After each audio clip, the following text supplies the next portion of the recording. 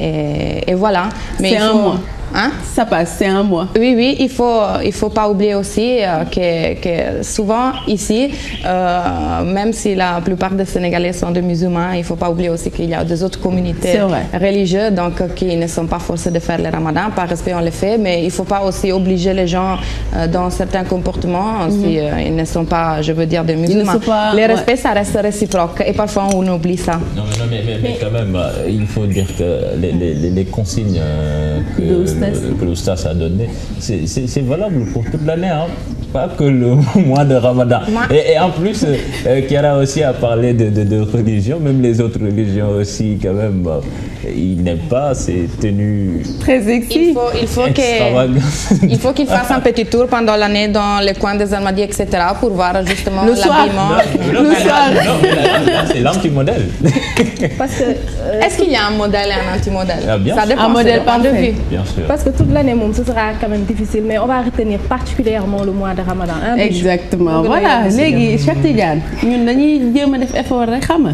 léegi Ramadan bi ñu jéem a sellal tamit li des ci année bi. waaye ba pare déglu ma sa oustaz nee na boo solee lu gàtt sa woor yàqul da ngay am bàkkaar rek te bàkkaar bi dafay gën a yokk donc weeru koor gi puisque dañoo bëgg a baalu bàkkaar yi nga xam ne def nañ ko ci année bi yëpp ñu éviter rek yu gàtt yi buñ ko mënee éviter tamit en dehors de Ramadan bi tamit ñu jéem ko rek waaye nag on ne promet rien jàng nañ daal en tout cas mais mun a xam naa dañuy continuer di jàng rek ak suñu rubrique Dico Perso. Voilà, comme tous les matins, on va à la découverte d'un nouveau mot.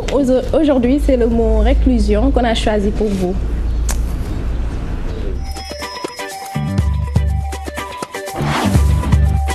Bonjour, je m'appelle Hamidou Ba.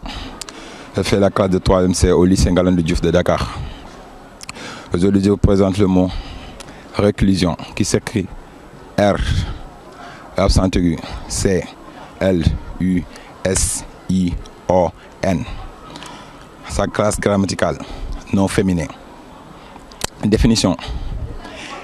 Étant d'une personne enfermée. Exemple. Il a été condamné à 5 ans de réclusion. Synonyme.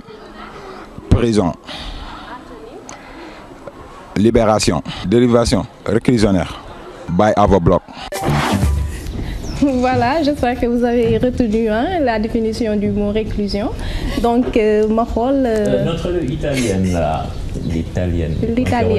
C'est que y a prof bi da lay jéem a diriger instant bi pour nga bañ ko interroger moo tax mun na notre italienne. Pour interroger l'italienne là. Pourquoi pas interroger-moi, je suis là. C'est notre professeur. D'accord. Bon, c'est elle qui interroger Kiara. Kiara, tu nous fais une phrase avec réclusion? Avec réclusion, parfois la réclusion dans nos convictions, c'est beaucoup plus forte de la réclusion entre des frontières physiques. Waouh.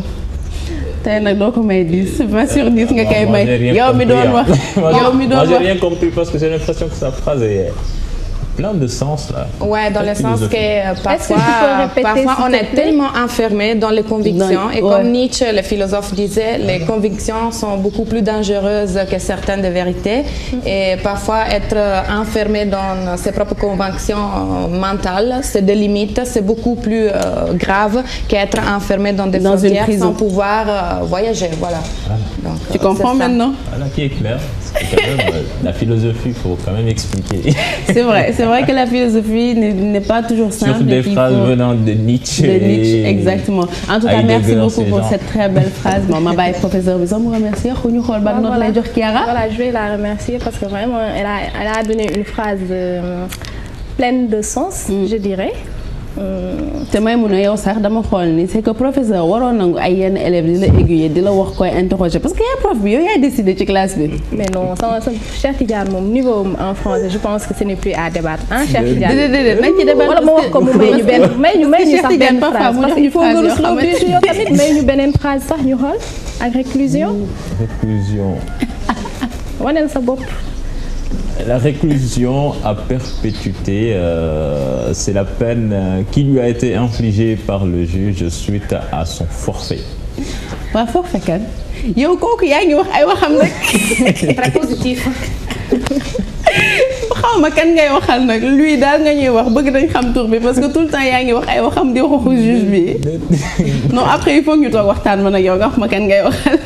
Merci beaucoup Maimouna et merci beaucoup aussi à Simane Thioubou ci élèves yi nga xamante ne daf ñu koy àndil chaque fois ci Dico Perso permettre ñuy jàng mot bu bees mu doon rubrique boo xamante ne ñu bëri dañ ciy wax parce que dafa doon lu am solo ci biir yeewu leen parce que tamit jàng dañu naan rek du weesu mun nga ko def saa su ne et puis mot boo jàng daf lay servir à vie Cheikh Tidiane ak sa phrase ak sa personne boobu nga xamante ne moom ngay waxal te kenn xamul kan la dama lay bàyyi ñu jàll ci xibaaru wolof yi. teelul.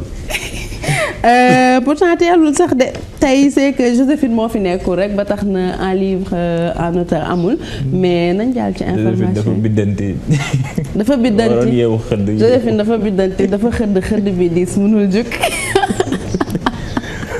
voilà ñu koy tàmbale ak assemblée nationale bu Sénégal tabb nañu président bu bees démb di Moustapha Niasse nag ñi ko voteel toll ci téeméer ak ñaar fukk ak juróom-benn moom Moustapha Niasse nekk fukk ak benneelu président bu assemblée nationale bu Sénégal xolam nag tooyoon loolu ci élection boobu ñu teewlu ci Fatou Kiné Deme.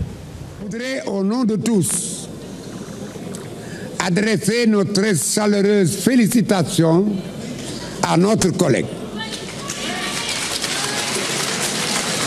ci téeméer ak juróom fukk député yi teew ci pencum ndawi réew mi téeméer ak ñeent fukk ak juróom benn ñoo teew tey jilee gannaaw ba ñuy sos bureau bi yemook fukkeel beeg ñaar Moustapha Niasse nag moom la coalition Benno Bokk Yaakaar tabb ngir mu jiite assemblée nationale mu doon ci nag jongante ak Oumar Sarr gannaaw ab vote nag kii di Moustapha Niasse mujj na jël raw gàddu gi téeméer ak ñaar fukk ak juróom benn ñoo ko woteel ci téeméer beeg ñeent fukk ak juróom benn kii nag di Moustapha Niasse kontaan lool ba ñu gis sax rangoñ di wadd ci kanamam moom nag nekkoon na njiitu jëwriñ fii ci Sénégal nekkoon nit jëwriñ duñ dénk wàllu jëflante ak biti réew Moustapha Niasse nag li mu takk ci ndombal tànk ci wàllu politique fii ci Sénégal bari na gannaaw ba nga xamante ni nag tabb nañu ko mu yëkkati ay kàddu ci kanamu député yi ñaax na ñooñu lee ngir ñu mànkoo def seen kéemtalaay kàttan ba tontu ci li askan wi soxla waaye tamit luy jëmale réew mi kanam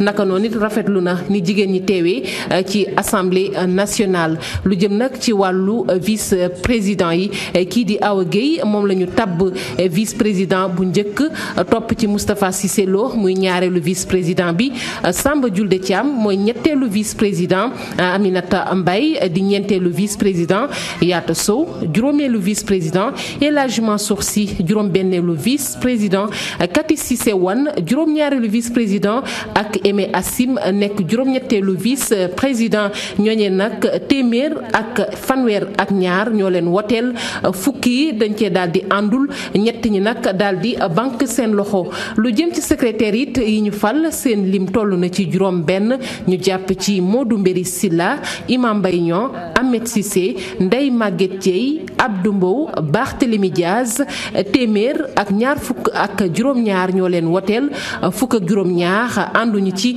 kenn banque loxoom ak benn bulletin nul lu jëm nag ci wàllu questeur yi ñoom ñaar lañu Daouda Dia mooy questeur bu njëkk topp ci Awa Niang di ñaareelu questeur bi. Fatou Kiné Deme jërëjëf Moustapha Niasse nag moom daal li mu bëgg mooy assemblée nationale boo xamee ni day déglu askanam loolu daal mu gën a jib ci discours boo xamee ni yëkkati na ko fa jàkkaarloog député yi dañ ciy teewlu Aminata Mbaré Sow. li ñëpp doon laam-laamee am na Moustapha Niasse mooy fukk ak benneelu président assemblée nationale bu Sénégal ay simili ginnaaw biñ ko tabbee ci bopp pencum ndaw réew mi Moustapha Niasse yëkkati ay kàddu jëmale ko ci moroomam député yi waaye tamit ci askan wu Sénégal. L'Assemblée nationale du Sénégal. pencu ndaw réew mi ci Sénégal rawatina fukk ak ñaareel bi nga xam ne moo door tey dafa war a nekk kuréel goo xam ne du musa tàyyi ci déglu askan wi tax ñu toog fii. Aujourd'hui solennellement réunis devant l'histoire. ci biir discours am Moustapha Niasse di woo ay naataangoom ngir ñu def seen kéemtalaay kàttan ngir yaakaar gi askan wi am ci ñoom ba tàbbaleen ñu bañ leen a rusloo.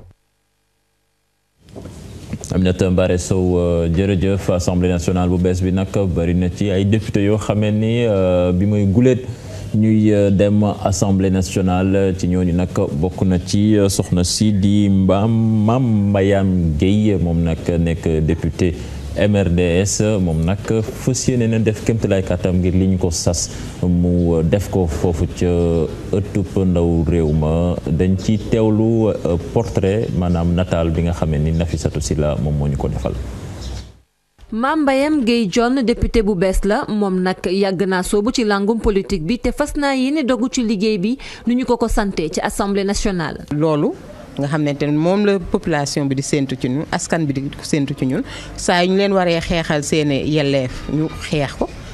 saa yu ñu xamante ne itamit am na loo xamante ne bu jëmee ci ñoom da leen di gaañ ñu taxaw temm xeex loolu pour loolu ñu bañ ko voté man jaakaar naa ne incha allahu rabbi loolu dinaa ko fa taxawee bu baax a baax bu soobee yàlla. ngir médecin bi toll ci ñeent fukki at ak juróom-ñaar beneen assemblée nationale la ñu wax ngir loolu mën a am nag il faut mu am ay député yu bees yu am yeneen doxalin yu rafet. député warul wuruj warul wax la ko su dul noonu warul nekk ci biir assemblée di ŋàññ ay moroomam wala di leen saaga wala di jëfee noo xamante ne rafetul waaw ndax ñun Sénégal dañ ñu yar ci kersa ci jom waaye itam ci sutura ak di jëfalante lu baax di waxalante lu baax. ci fukk ak ñaareelu taxawaayu assemblée nationale nemmeeku nañu ci at bi participation jigéen bu takku.